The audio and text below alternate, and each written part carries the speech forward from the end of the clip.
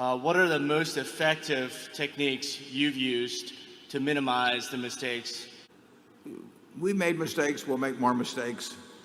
We think not so much, we think in terms of not exposing ourselves to any mistakes that could really hurt our ability to play tomorrow.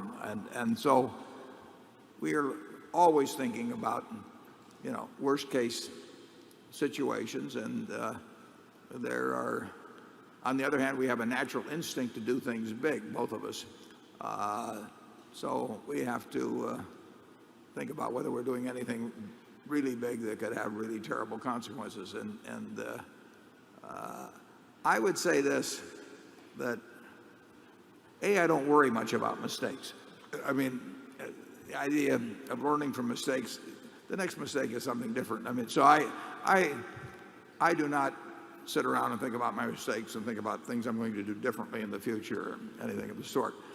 I would say that you may get some advantage. I think I've learned something over the years.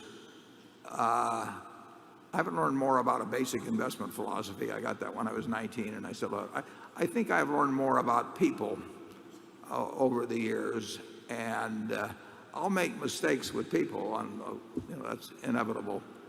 But I think I'll make more good judgments about people.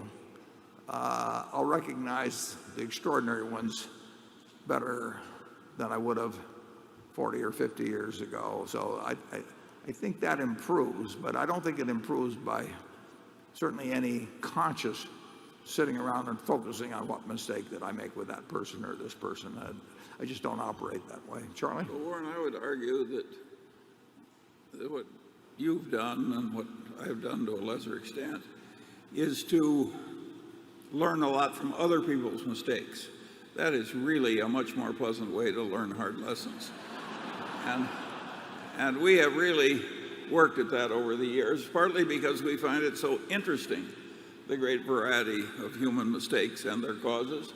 And I think this constant study of other people's disasters and other people's errors has helped us enormously.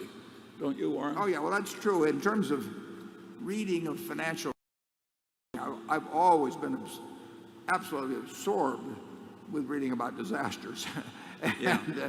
And there's no question. I mean, when you look at the folly of humans, I've focused on the folly in the financial area. There's all kinds of folly elsewhere. But just the financial area will give you plenty of material if you like to be a follower of folly. And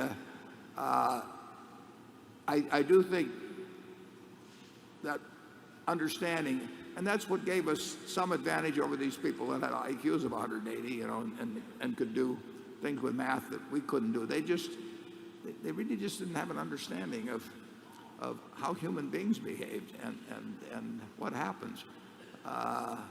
2008 was a good example of that too.